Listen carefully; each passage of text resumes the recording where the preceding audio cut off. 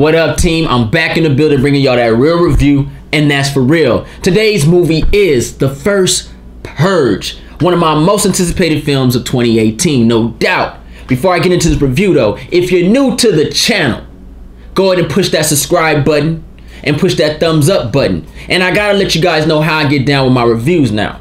I give 2 grades in my review. I give you guys an audience experience grade, and I give you guys that critic grade. With that being said, let's get into this review of the first Purge. This movie takes place in 2014 when we find America at its lowest point ever. I mean, the crime rate has skyrocketed off the chart. People are hungry. People are homeless. Ain't no jobs. We overpopulated. America doing bad right now. They ain't looking too good around the world. This new group pops out the woodworks though, called the New Founding Fathers of America, and they come with this new psychological theory that vents aggression for one night, once a year, called the Purge. That's the movie. It's the same thing. It's just the first Purge. We're just getting the introduction, the origin of it. The first time a Purge actually went down, when motherfuckers were scared to kill. Same thing though. Let's talk about the story. This story was weak. And the reason why the story was weak because it's the same thing. Wolves chasing sheeps.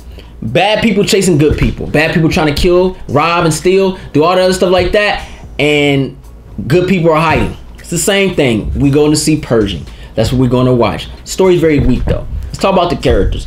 This movie starring a gentleman named Wyland Noel. You guys probably know him from Insecure. He's on that show. That's the only thing I really seen him on. He played Vin Diesel in this movie. Ultimate. 2OP. The Man. Shaft. That was him. I know. I was like, freak. He's everybody. He's every ultimate black person you ever seen in a movie. Vin Diesel, all day. He's the type of person could stomp a freeway and knock it down with no powers. That's his character. And they also had a young lady named Lex Scott Davis. She played love interest, public speaker against the Purge, light-skinned chick, fight the power. You know, she was one of those activists. And then there's a gentleman in the movie named Jovan. I hope I said it right. Wade. He looks just like Ronjo Genji. He was her brother. Characters. Like I said, Wyland did his thing. You know what? It's funny because when you talk about these actors, this is a low budget film, so you expect a certain low budget quality, and I guess you can't use that against them in their acting abilities. You can't really do that because this is the type of movie it has to have this.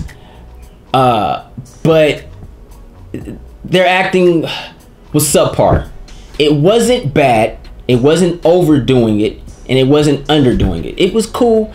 It was subpar. It was like, okay, all of them. You know what I mean? Her brother trying to make money for them, doing wrong things, getting involved with the Purge and all that stuff like that. He looked scared, you know what I mean? He was scared. She was basic, and Wyland did his thing, man. He was just OP Vin Diesel. So the acting for this type of movie was subpar. It was okay. Marissa Tomei also was a star in this movie. Subpar. You know, I've seen her in way better films. This for her, this felt like a bet. Like she got bet to do this movie. Tell you the truth, it wasn't really nothing like, oh shit. I wanted that. I'm like, oh snap, Marissa Tomei here. Oh my god, she bomb, nigga. Ah. But I didn't get that. It was just like, oh, there goes Marissa Tomei. Hey, Aunt May. You know what I mean? That's how it was. It really wasn't nothing too much with her. Let's talk about the directing. I thought the directing was okay. It had some cool shots. This movie was really lacking in purging. It really lacked in purging. So on the directing part, I guess you could say they lacked in that department. They didn't show me enough. I didn't get to see a lot of scenes where it involved a lot of purging. They didn't have a lot of involvement with the community, so it kind of made the movie very bland.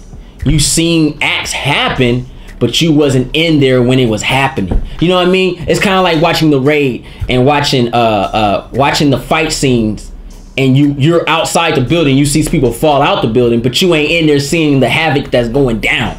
And that's what this movie did. It didn't direct you in there like, oh shit is getting real. You really didn't see. There was a lot of close-up bullshit. He was like, oh, okay, he's dead, I guess. Here's a stab here. Here's a poke there. It was nothing like, oh, shit. Like, you know what I mean? It wasn't even, like, I remember the last Purge was tight because it was like the gangsters and they went head up with the military dudes and they was out there, you know, getting this shit done. And it was this one black brother with these dreadlocks full of blood with a sword talking about, who wants to face me? He was under the bridge. Like, shit like that was cool. Like, oh, shit, I like this. But none of that existed in this movie. It was like, whatever. Okay. Didn't do much for me.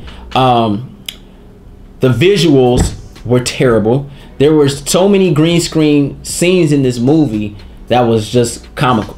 Like, there's a scene where Marissa Tomei is talking and you have the crowd of individuals in the back, but you obviously know it's a green screen because you can see the green screen light off her nose. You're like, what the is that a green? Is her nose green? Like, terrible visuals. They really didn't put no time in this movie. And I feel the movie suffered for that reason because they didn't put no time in there. Was it funny? Was it cool? It was okay. It had some moments, but besides Wyland being super, it kind of was bland. It didn't feel like a Purge movie. In fact, I hate to say this, it probably is the worst Purge, the first one. Because we all knew that Purge 1 was like okay, but they was in the house and we were trying to figure out what it was. Then you had part 2 and then part 3. Like, oh shit, they just got better.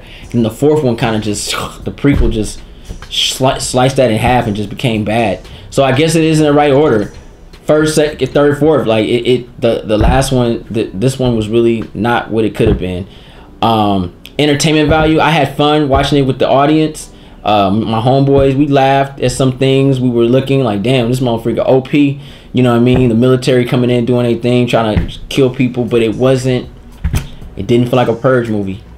It wasn't organized properly. It felt rushed. It felt messy. It was like, whatever. Was I entertained?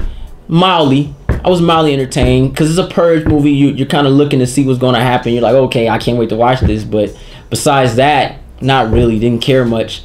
Would I watch this movie again? Maybe. Just to see my boy Ronan in there. But besides that, maybe. I don't know. Yeah. This great, this movie. The Purge audience experience. It gets a C from your boy J3. Critic grade. The Purge. Keeping it 100. This movie gets a D-. That's my grade. Hope y'all enjoyed the review where I keep that shit 100 at all times, baby. I'm J3. Thumbs this video up and don't forget to push that subscribe button. J3 out.